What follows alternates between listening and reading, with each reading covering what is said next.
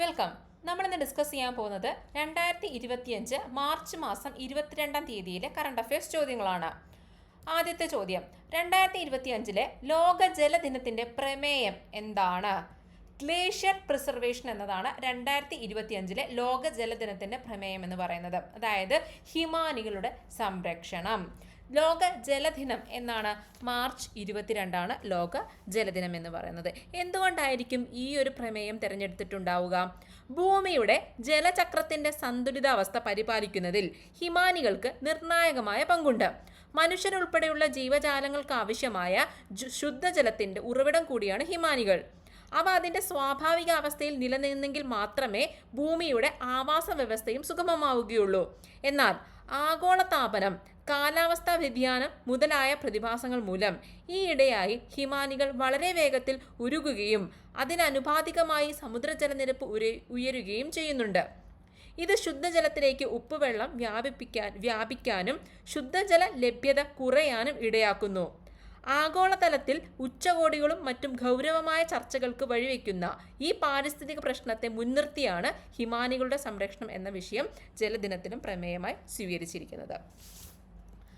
അടുത്ത ചോദ്യം, കേരള സംസ്ഥാന വയോജന കമ്മീഷൻ ബിൽ നിയമസഭ പാസാക്കിയത് എന്നാണ്? 2025 മാർച്ച് 19 കേരള സംസ്ഥാന വയോജന കമ്മീഷൻ ബിൽ നിയമസഭ പാസാക്കിയത്. രാജ്യത്ത് ആദ്യമായി വയോജനങ്ങൾക്കായി കമ്മീഷൻ കൊണ്ടുവരുന്ന സംസ്ഥാനം ഏതാണ്? അത് നമ്മുടെ കേരളമാണ്. കേരളത്തിലാണ് ആദ്യമായിട്ട് വയോജനങ്ങൾക്കായിട്ടൊരു കമ്മീഷൻ നിലവിൽ വരാൻ പോകുന്നത്. അതിൻ്റെ നിയമം പാസാക്കി മാർച്ച് 19. ഉന്നത വിദ്യാഭ്യാസ സാമൂഹ്യ നീതി വകുപ്പ് മന്ത്രി ആരാണ്? സാമൂഹ്യ നീതി വകുപ്പല്ലേ ഇതെല്ലാം കൈകാര്യം ചെയ്യുന്നുണ്ടാവുക. ഇതിനെ പറ്റിയുള്ള പഠനങ്ങളും ഒക്കെ ചെയ്യുന്നത് ആരാണ്? സാമൂഹ്യ നീതി വകുപ്പല്ലേ. അപ്പം സാമൂഹ്യ നീതി വകുപ്പ് മന്ത്രി ആരാണ് നമ്മൾ അറിഞ്ഞിരിക്കണം. ആരാണ്? നമ്മുടെ ഡോക്ടർ BR ബിന്ദു ആണ്. എന്തിനായിരിക്കും ഇങ്ങനെ ഒരു വയോജന കമ്മീഷൻ രൂപീകൃതമായിട്ടുണ്ടാവുക? പ്രായമായവരുടെ, അതായത് 60 വയസ്സിന് മുകളിലുള്ളവരുടെ ക്ഷേമം, അവരുടെ സംരക്ഷണം, അവരുടെ പുനരധിവാസം എന്നിവയൊക്കെ നമുക്ക് ഉറപ്പാക്കണം. അതുകൂടാതെ തന്നെ അവരുടെ ഉൽപാദനക്ഷമതയും അവരുടെ നൂതനമായ ആശയങ്ങളും സംഭവങ്ങളും ഒക്കെ നമ്മൾ എന്ത് ചെയ്യണം? നമ്മൾ ഉപയോഗപ്പെടുത്തണം. ഓക്കെ, അവർക്കും ഒരു നല്ലൊരു പരിഗണന നമ്മൾ സമൂഹത്തിൽ കൊടുക്കണം. അതിനിതെല്ലാം ആവശ്യമാണ്. അതിനു വേണ്ടിയിട്ടാണ് നമ്മൾ തുടങ്ങുന്നത്? വയോജന കമ്മീഷൻ തുടങ്ങുന്നത്. ഓക്കെ, അതിൻ്റെ നിയമം പാസ്സാക്കിയതെന്നാണ് 2025 മാർച്ച് 19. ഓക്കെ, ഇന്ത്യയിൽ ആദ്യമായിട്ട് വയോജന കമ്മീഷൻ നിലവിൽ വരുന്നത് കേരളത്തിലാണ്. ഇനി ഈ വയോജന കമ്മീഷനിൽ എത്ര അംഗങ്ങളാണ് ഉണ്ടാവുക? ഈ കമ്മീഷനിൽ ഒരു ചെയർപേഴ്സണും 4 കവിയാത്ത അംഗങ്ങളുമാണ് ഉണ്ടാവുക. അപ്പം മാക്സിമം 4 ആൾക്കാരെ മെമ്പേഴ്സായിട്ട് ഉണ്ടാവുള്ളൂ. ഒരു ചെയർപേഴ്സൺ ഉണ്ടാവും, അതുകൂടാതെ 4 മെമ്പേഴ്സും കൂടെ ഉണ്ടാവും. മാക്സിമം 4 കൂടാൻ പാടില്ല. മാക്സിമം 4 ആൾക്കാരും ഉണ്ടായിരിക്കും.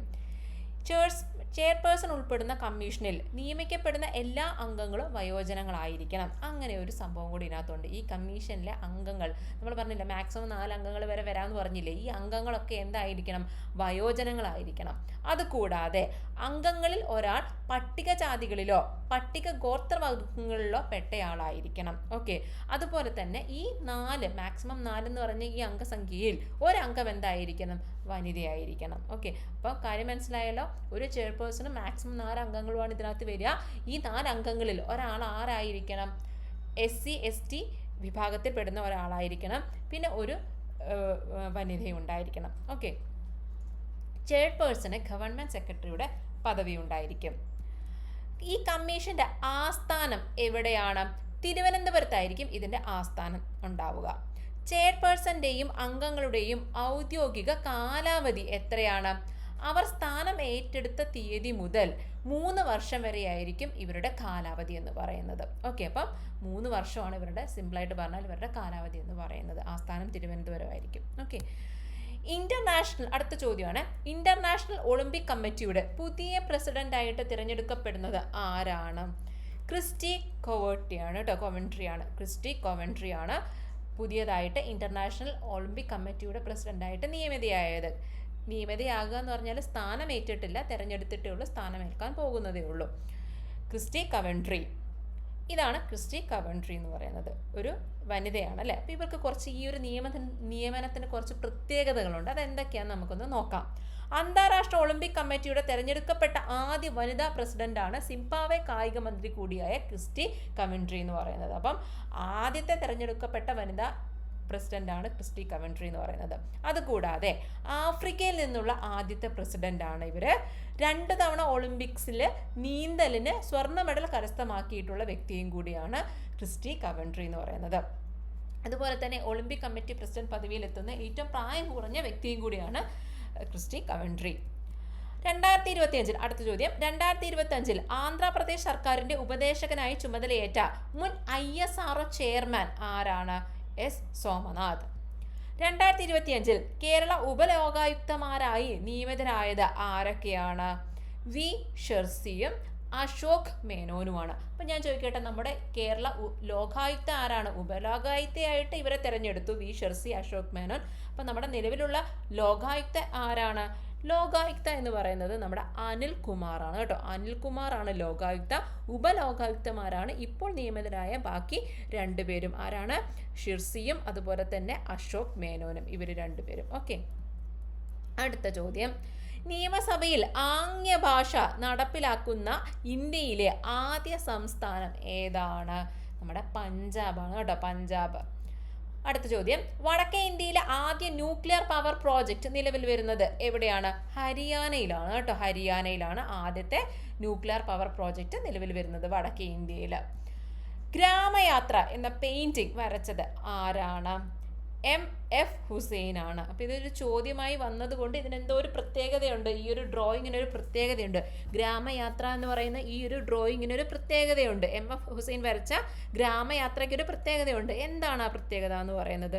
ഇത് വിറ്റുപോയത് $13.8 മില്യൺ ഇത് വിട്ടുപോയത്. ഇത് ഒരു റെക്കോർഡ് ഉണ്ടാക്കിയത് എന്താണെന്ന് വെച്ചാൽ makes record for most costly modern Indian art ever auctioned. ഇതുവരെയും ലേലത്തിൽ പോയ ഏറ്റവും വില കൂടിയ മോഡേൺ ഇന്ത്യൻ ആർട്ടാണ് ഏത്? MF ഹുസൈൻ്റെ ഗ്രാമയാത്ര എന്ന് പറയുന്നത്.